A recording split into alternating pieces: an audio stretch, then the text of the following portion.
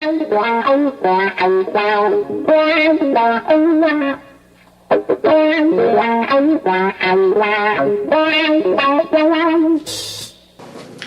this is the Chosen One, and welcome to the Sunday Report. As you can see, this is my first ever Sunday Report doing it with the green screen. I hope you enjoy it, and we're going to do it very well today. First off, we're going to kick it off. Ricky Ortiz has become a future endeavor as he was released from WWE today, or yesterday. That's going to be a very big factor on the Sunday Report, as Ricky Ortiz, I did not find it one bit surprising that he's gone. Haven't seen him in months, and really didn't care that he was there to start with. He really didn't excite me. He really didn't do a good. I didn't really care for him that well, even in ECW.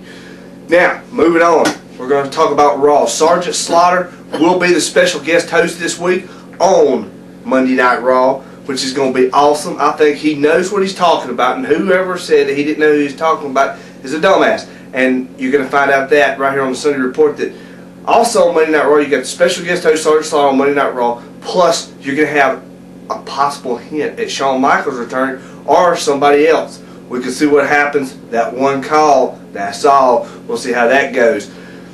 Now we're moving on to ECW. Christian, he's still ECW champion. They had a good Extreme Rules match last Monday night. I thought it was pretty decent. And I think that Christian is the ECW champion. I think he's good because, I mean, ECW is not the ECW that we all grew up with. This is ECW whatever. This is just a watered down WWE ECW. Also, Shelton Benjamin is in ECW. They need to push this dude. Him and Christian could have some excellent matches. Please put Benjamin and Christian in a match for the ECW World Heavyweight Championship, because I think it's time that Benjamin gets a belt back around his waist. Also, ECW really doesn't have that many great stars. You got Sheamus out there. I like Sheamus. I know that a lot of people out there bashing and don't know who he is. I've watched this guy on the indie circuit before he went to Florida Championship Wrestling. He is awesome. I like him. I think he's great. I think he's going to be a good addition to the WWE roster. Moving on, we're going to TNA Impact. I did not watch the TNA Impact this week, but I'm going to tell you this. Paul Heyman, his creative genius, is going to TNA, they say. What else could you ask for? Paul Heyman could get them out of the gutter, or he could sink them a little bit further down the gutter. But I think it's going to be positive that Paul Heyman is at TNA now. So we'll see how that goes. And with Bobby Lashley being there, I didn't really care for Bobby Lashley when he was in WWE. And I don't know how he's going to do in TNA, but I'm just not that impressed with Bobby Lashley. Now, I did like his MMA fights, but I'm really not that impressed on his wrestling ability or his mic skills as far as it is down there. You know, we talk about entertainment value and wrestling in the same show. TNA needs to get a little bit of entertainment value because their entertainment is not that great.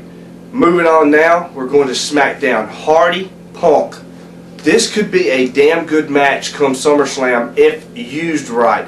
CM Punk, I've talked about him being a bitch for the last month, 2 months, whatever.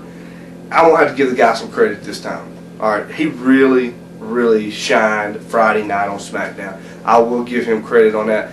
Punk's starting to come back into me. I can tell you, he looked demented Friday night, and I enjoyed that. At the same time, I enjoyed Hardy. I like Hardy too. I still don't think Punk's a World Heavyweight Championship material, but I think the TLC match at SummerSlam will be off the chain and possibly a real good match. Maybe the show's still at SummerSlam as well. Speaking of SummerSlam, it's coming to near you, and we're going to check that out. And also, I can't wait for SummerSlam to get here. I know the card don't look as good as it usually does. Like Jim and I said, back in the 80s and 88 and 90 and all that, they were good. Rick Radish and Rick Rude. Ultimate Warrior, SummerSlam 1990, Steel Cage, awesome. I loved it. Now, we're going to have to check out this year's SummerSlam, see how it goes and everything, but I don't know. Anyway, this is a new addition to the Sunday Report. As you did not see this last week, so I'm going to add this in. Superstar of the Week, and I'm just going to have to go out on a limb here and say Kurt Angle from TNA. Kurt Angle from TNA, Superstar of the Week, or Wrestler of the Week, whatever you want to say. The reason I say this is WWE misses Kurt Angle. As a matter of fact, today I watched a match with Kurt Angle versus The Undertaker at No Way Out 2006. fucking phenomenal. So you need, if you have not checked out No Way Out 2006, that match between Undertaker and Kurt Angle, it was freaking awesome, man. You have to go check it out. I've seen it several times. I love it. It's one of my favorite matches. You have to go check that out. But Kurt Angle is this week's Superstar of the Week. This is the chosen one, and this is the Sunday Report. We're signing off.